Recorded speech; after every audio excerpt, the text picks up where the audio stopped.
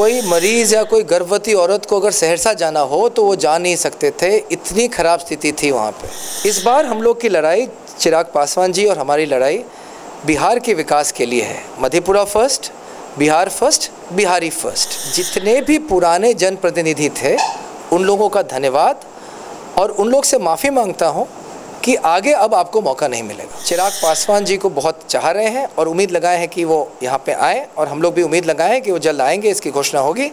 विधायक निधि से हम लोग यहाँ पे एक कैंटीन खोलेंगे जिसमें आपको स्वच्छ, स्वादिष्ट और पौष्टिक खाना, चावल, रोटी, दाल, सब्जी मिलेगा। इस बार हम लोग मुख्यमंत्री भी बनवाएंगे और हम लोग अपना भी विकास करेंगे। नमस्कार, आप लाइव सिटीज देख रहे हैं। मैं हूं गरिमा भारती। इस वक्त मैं मधेपुरा विधानसभा सीट पर मौजूद हूं और यहां पर आपको पता है कि मुकाबला बहुत ही कड़ा है। यादवों के बीच में मुकाबला है और उनमें से एक यादव शाकार यादव भी हैं। सबसे पहले आपका लाइव सिटीज में बहुत बहुत स्वागत है। धन्यवाद। आपका जो इंट्रो रहा बिहार विधानसभा चुनाव 2020 के मैदान में काफ़ी इंटरेस्टिंग रहा, और आप सबों ने भी वो वीडियो देखा जहां पर शाकार यादव आप खुद मुद्दा जो है वो नाले में उतरकर बताते हैं कि आखिरकार इस बार चुनाव का मुद्दा क्या होने वाला है। उस बात से हर कोई वाकिफ़ है, लेकिन एक चीज़ और इंटरेस्टिंग है। मैं बहुत देर से यहाँ बैठी हूँ, आप नंगे पाँव चल रहे हैं, आपका पैर इतना ज़्यादा गंदा है, जबकि नेता को कहते हैं ना कि एकदम क्लीन होते हैं, पूरा कुर्ता सफ़ेद होता है। तो इसके पीछे की क्या कहानी है? देखिए, पहली बात कि ये नाली में जब मैं उतरा और वहाँ से बाहर निकला तो जब वापस आया तो मुझे याद आया कि मैं सहरसा से मधेपुरा 22 किलोमीटर का पैदल यात्रा मैं किया था, क्योंकि यहाँ पे NH 107 और 106 यहाँ पे इस पर कुछ काम नहीं, कई सालों से नहीं हो रहा था। इतना कि अगर कोई मरीज़ या कोई गर्भवती औरत को अगर सहरसा जाना हो तो वो जा नहीं सकते थे, इतनी ख़राब स्थिति थी वहाँ पे। जब मैं वहाँ से पैदल चल के आया तो उसके और जन चेतना के लिए मैं ये पैदल चल के आया था, तो यहाँ की पूरी जनता, कोसी के सारे युवक वगैरह मिल के, बिना अपॉलिटिकल, कोई राजनीतिक मूवमेंट नहीं था, और पूरे एक दिन के लिए सारे दुकान, सारे चीज़ बंद कर दिए थे। तो मुझे यह समझ आया कि त्याग करने से, क्योंकि मैंने कष्ट उठाया चलने का, लोग समझते हैं और उस उद्देश्य से जुड़ते हैं। इस बार हम लोग की लड़ाई, चिराग पासवान जी और हमारी लड़ाई बिहार के विकास के लिए है। Madhepura first, Bihar first, Bihari first. तो मैंने यह सोचा कि मैं इस बार चप्पल त्याग करके हर जगह जाऊंगा कि लोग समझें। लोगों को मैं ध्यान आकर्षित कराना चाहता हूं कि चिराग पासवान जी भी और शाकार यादव भी त्याग करने के लिए तैयार हैं आप लोग के काम करने के लिए। आपने एक और चीज़ कहा कि इस बार बड़ा दिलचस्प एंट्री हुआ। इस दिलचस्प एंट्री के लिए जितने भी पुराने जनप्रतिनिधि थे उन लोगों का धन्यवाद और उन लोग से माफ़ी मांगता हूं कि आगे अब आपको मौका नहीं मिलेगा। एक और सवाल है, चिराग पासवान की पॉपुलैरिटी हम सब लोग जान रहे हैं, लोजपा को वो लीड कर रहे हैं। अभी जहां जाते हैं वहां की भीड़ को आप गिन नहीं पाते हैं। तो क्या उसी तरह का समर्थन और लोजपा के कैंडिडेट्स को मिल रहा है? सवाल आपसे है। तो यहाँ पर भी क्या आपको एज अ लोजपा कैंडिडेट उस तरह का सपोर्ट, उस तरह का समर्थन या उस तरह की भीड़ आपको मिल पाती है? देखिए, अभी कुछ दिन पहले आप लोग ने कवरेज किया था एक, जो हम लोग ने किसान सभा किया था। हज़ारों की भीड़ में सैकड़ों ट्रैक्टर्स, टेम्पो, मोटरसाइकिल, साइकिल में लोग सब आए थे। एक जीन्स और शर्ट में हम लोग ने रैली किया। बहुत लोग ने बोला कुर्ता पजामा में क्यों नहीं है। एक जीन्स और शर्ट में एक युवक ने एक किसान सभा को सफल बनाया, और इसीलिए बनाया क्योंकि सारे नेता चमचे नेता हैं। देखिए, लीडर जो होता है जनता के बीच का एक आदमी होता है। पुराने ज़माने में कुर्ता पजामा जो है यही पोशाक होती थी, तो लीडर भी यही पोशाक पहनते थे। जब अच्छे लीडर्स चले गए तो जितने चमचे लीडर्स थे वो भी कुर्ता पजामा पहन के घूमना शुरू किए। बोलते थे वो ऐसा करते थे तो हम भी वही करेंगे। वो सफ़ेद पोशी की निशानी, बस सफ़ेद पोशी की निशानी है। तो मैं तो जनता के बीच का आवाज़ हूँ, क्योंकि यहाँ कुछ काम नहीं हो रहा है। अब जो भीड़ की बात कर रहे हैं, यहाँ पे लोग चिराग पासवान जी को बहुत चाह रहे हैं और उम्मीद लगाए हैं कि वो यहाँ पे आए, और हम लोग भी उम्मीद लगाए हैं कि वो जल्द आएंगे, इसकी घोषणा होगी।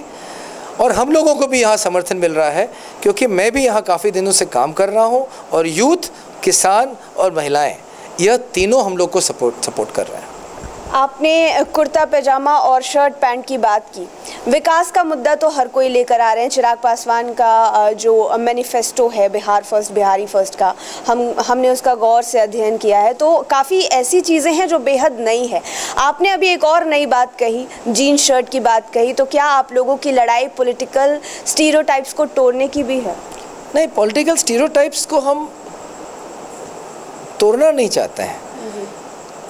इसमें हम लोग अपना पक्ष रख रहे हैं और वो पक्ष आप हमको स्वीकार कीजिए जैसे हम हैं। आपका और मेरा रिश्ता काम का है। मतलब नेता हमेशा कुर्ते पैजामे में ना दिखे, आपके तरह धोती लुंगी में भी दिख सकता है, शर्ट में भी दिख सकता है, वैसी चीज़ें आ रही हैं।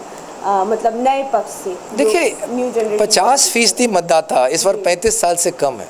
मुझे नहीं लगता है उन लोगों को वस्त्र से, पोशाक से कुछ अंतर पड़ता है। वो लोग सोच, और वो लोग एक नए जनरेशन के लोग हैं, वो लोग सोच से जुड़े हुए हैं, उद्देश्य से जुड़े हुए हैं। और मुझे नहीं लगता है कि कोई भी युवक इसके तरफ गौर भी कर रहा है, तो इसमें कोई फ़र्क नहीं पड़ने वाला है। और ये जो घोषणा की बात की, बहुत सारे युवक और बहुत सारे लोग, हम लोग का जो ये 10 निश्चय हम लोग ने पहली बार विधानसभा के लिए एक मैनिफेस्टो रिलीज़ किए हैं। चिराग जी का जो एक बिहार का मैनिफेस्टो है वो तो पूरा करने पे हम लोग प्रतिबद्ध हैं ही।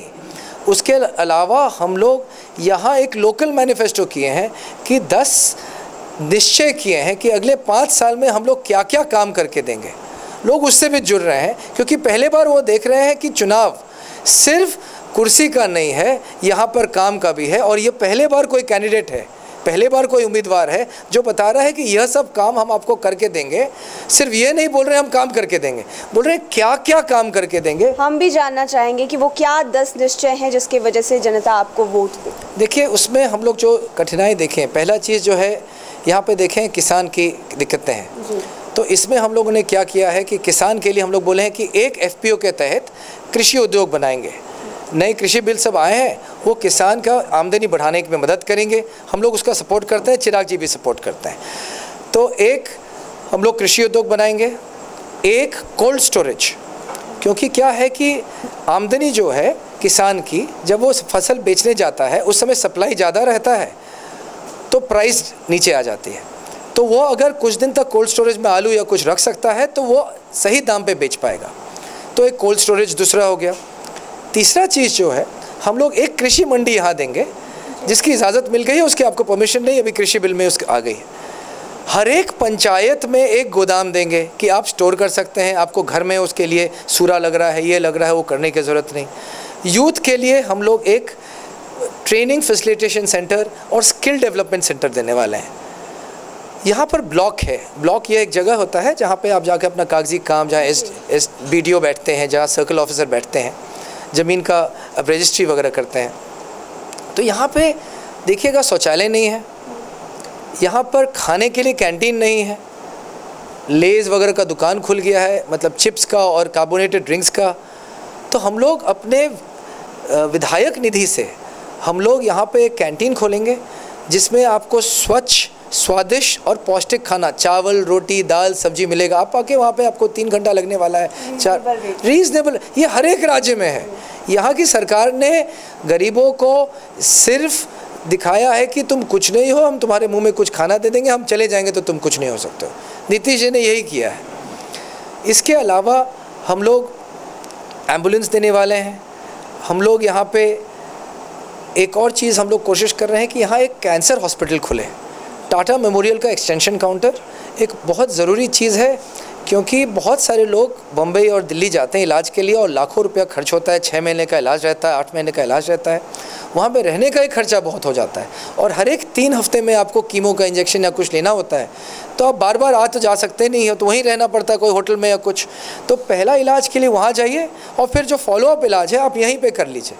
तो इसके लिए भी हम लोग टाटा मेमोरियल से बात करेंगे और यहाँ एक एक्सटेंशन काउंटर करेंगे। इस तरह के काम हम लोग ने लिख के हर जगह लोगों को पहुँचाया है कि 5 साल के बाद हम जब वापस आएंगे तो हमसे कैसा मिल रहा है। हमको लगता है लोग जुड़ रहे हैं इस चीज़ के, और लोग तो यह बोल रहे हैं कि यह हम कभी सोच ही नहीं सकते थे कि ऐसा भी समय आएगा जब लोकल मुद्दा भी लिया जाएगा।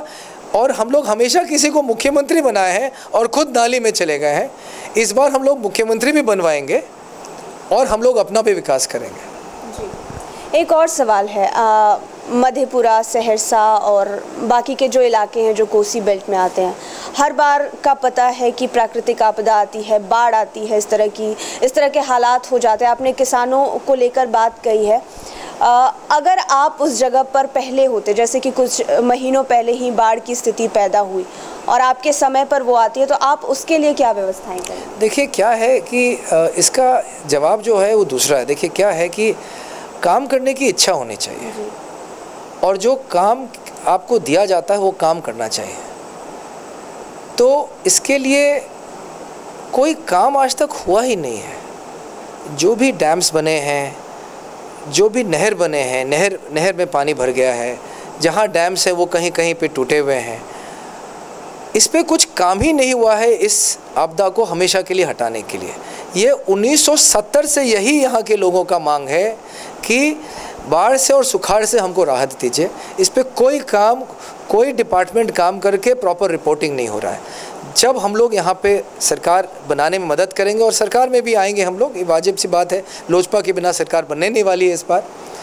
तो यह जो विभाग है इस पे हम लोग नियंत्रण करके यह काम हम लोग पूरा करेंगे। जो भी इंजीनियर्स और जो चीज़ लगेंगे इसके लिए हम लोग प्रतिबद्ध हैं। तो आपके जितने भी आइडियाज़ हैं वो तो काफ़ी अच्छे लगे। अब वक्त बताएगा कि आगे क्या होता है। Hope for the best. हमारे साथ जुड़ने के लिए आपका बहुत बहुत धन्यवाद। 10 तारीख सब निर्णय करेगा। ऐतिहासिक मतदान होने वाली है इस बार।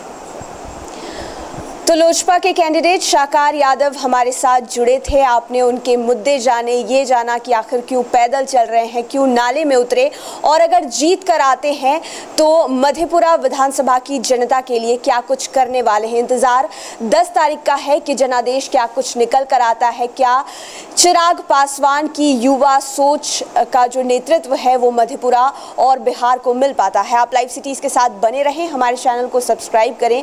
लेटेस्ट अपडेट्स के लिए फेसबुक पेज को ज़रूर लाइक करें। धन्यवाद।